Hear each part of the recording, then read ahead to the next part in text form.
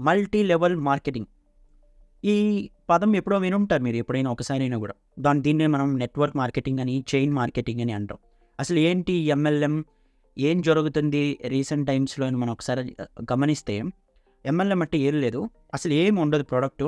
But మీకు convince చేసి అమ్మడానికైతే వస్తారు.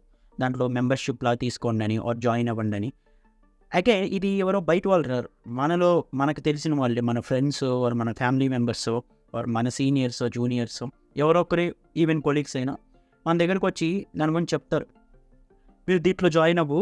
ఒక 10,000 20,000 కట్టు. దీంట్లో కట్టి నువ్వు ఇంకొంతమందిని చేర్పించు. ఒక 5 ఇయర్స్‌కి అలాగా నువ్వు కారు కొంటావు, ఇల్లు కొంటావు, రిచ్ అవుతావు. నేను ఇలానే చేరాను. నేను కారు కొన్నాను, లేదా నేను ఇల్లు కొన్నాను, లేకపోతే నేను బైక్ కొన్నాను, లేకపోతే మొబైల్ కొన్నాను. ఇదే ప్రూఫ్స్" అని చూపిస్తారు మీకు. అంటే మనలో వాళ్ళే, మనకు తెలిసిన వాళ్ళే కాబట్టి మనం నమ్ముతాం. జాయిన్ అవుతాం మనీ కట్టి. వాళ్ళు ఊరికే కాకుండా ఏదో ఒకటి చెప్తారు. దీంట్లో ఈ కోర్స్‌ని నువ్వు ప్రమోట్ చేయాలి. ఈ కోర్స్ నీకు యాక్సెస్ వస్తుందంటారు. అది ఏముండదు, అంతా కూడా డమ్మీ. ఏదో ఒక ₹100 వాల్యూ ఉండే ఒక కోర్స్ ఏదో ఒకటి చెప్తారు. బట్ బయట మీకు 20,000 అలా కట్టించుకుంటారు. నువ్వు ఇంకొక ముగ్గురినో, నలుగురినో చేర్పించాలి. నువ్వు చేర్పిస్తూ ఉంటే నీకు ప్రతి ఒక్కరు జాయిన్ అయ్యే కొద్దీ నీకు 2,000 3,000 లేకపోతే వాళ్ళు మళ్ళీ చేర్పిస్తే మళ్ళీ నీకు కమిషన్. ఇలా ఆశ చూపించి నేనైతే జాయిన్ చేసుకుంటాను. ఇదే మల్టీ లెవెల్ మార్కెటింగ్ అంటే. అంటే ఆ లెవెల్స్ పెరిగే కొద్దీ ఏమంటే మీకు ఒక మెంబర్షిప్ ఇస్తారు. దాన్ని గోల్డ్ అని, సిల్వర్ అని ఇలా రకరకాల పేర్లతో కూడా పిలుస్తారు. దీనికి మళ్ళీ అక్కడక్కడ కార్పొరేట్ ఏసీ హాల్స్‌లో ఫంక్షన్స్ లాగా అయితే అప్పుడప్పుడు ఆర్గనైజ్ చేస్తారు. మంచి ఏసీ కాన్ఫరెన్స్ రూమ్‌లో ఈవెంట్‌లా జరుగుతుంది. అక్కడ కొంతమందిని చూపించి వీడు 10 మందిని జాయిన్ చేశాడు, 20 మందిని జాయిన్ చేశాడు, వీడు రిచ్ అయ్యాడు, ఇలా అయ్యాడు, అలా అయ్యాడని కొంతమందిని ఎగ్జాంపుల్ చూపిస్తారు. బాగా మోటివేట్ చేస్తారు. మీరు మోటివేట్ అవుతారు, జాయిన్ అవుతారు, కొంతమందిని చేర్పిస్తారు, వాళ్ళు చేస్తారు. లాస్ట్‌కి ఏమవుతుందంటే ఏదో ఒక రోజు కొన్ని నెలలకే బయటపడతాయి, కొన్ని సంవత్సరానికి బయటపడతాయి. అది స్కామ్ అని తెలుస్తుంది. ఇంకా పోలీసులు కానివ్వచ్చు, ఆ ఫౌండర్స్‌ని ఎతుకుదానికి ట్రై చేస్తారు. వాళ్ళు అసలు అందుబాటులో ఉండరు. బట్ ఎవరైతే కేసు పెడతారో మీరు జాయిన్ చేసుంటారు. వాళ్ళు ఇంకొకరిని జాయిన్ చేసుంటారు. వాడు ఎవడో ఒకడికి మండి వాడు కేసు పెట్టాడనుకోండి. వాడు ఎవరి మీద పెడతాడు కేసు? వాడికి ఫౌండర్స్‌తో సంబంధం లేదు. వాడు చేర్పించిన వాడే వాడికి స్కామ్‌స్టర్ లెక్క ప్రకారం. సో మీరు చేర్పించిన వాళ్ళకి ఇబ్బంది అయింది ఆర్ ఇంపాక్ట్ అయిందనుకోండి, వాడు మీ మీద కేసు పెడతారు. పోనీ మీకేమన్నా తెలుసా అంటే మీకేం తెలీదు. మీ పైన వాళ్ళు ఏం చెప్పారో అది మీరు చేశారంతే. చాలా వరకు ఈ స్కామ్స్ వల్ల విలేజెస్‌లో రూరల్ పాపులేషన్ వాళ్ళకసలు ఏమీ తెలీదు పాపం. అంటే ఇలాంటి వాటిల్లో పడితే ఎలా బయటికి రావాలో కూడా తెలీదు.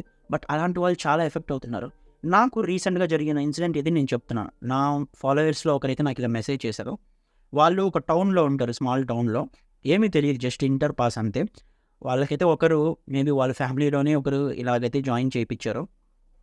వాళ్ళేం చేశారంటే వాళ్ళు కూడా ఇంకొంతమందిని జాయిన్ చేపిచ్చారు. వాళ్ళైతే ఇప్పుడు తన మీద కేసు పెడతా అంటున్నారు. ఎవరైతే చేర్పిచ్చారో వాళ్ళు. తనకేమో ఏమీ తెలీదు. జస్ట్ పైన వాళ్ళు చెప్పారు. ఇలాగే ఎళ్లి ఇంకొకరికి సేమ్ చెప్పింది, చేరారు. ఆ కేస్ ఏంటో రిజిస్టర్ చేశారు. మేము ఎఫ్ఐఆర్ అయితే ఫైల్ చేశారు. ఇప్పుడు తన మీద. తను ఏం చేయాలి? తను ఏం చేయలేదు కదా! సో, ఇలాగ చాలామంది ఏంటంటే ఈ ఊబిలో చిక్కుకుంటున్నారు.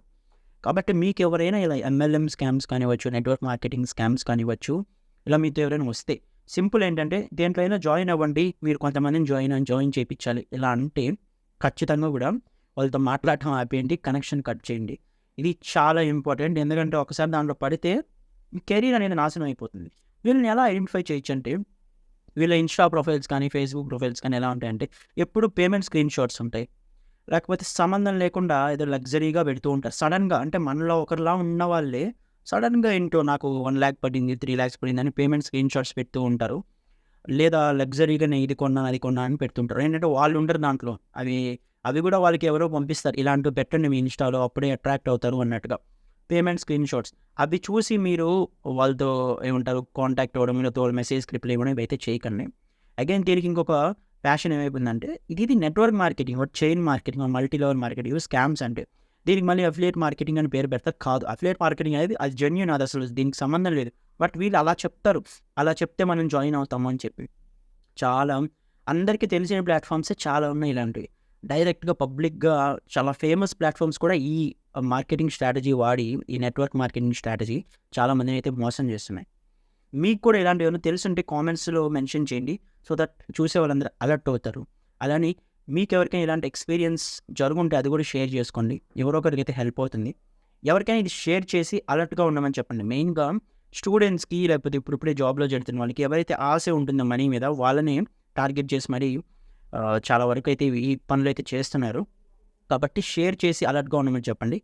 ఎవరైతే ఇలా ఉంటే వాళ్ళకి గూడా షేర్ చేసి ఇది రియాలిటీ కాదు, ఇది స్కాము, మీరు ఆ ఊబిలో ఉన్నారనేది వాళ్ళకి గుర్తు చేయండి. Thank you for watching.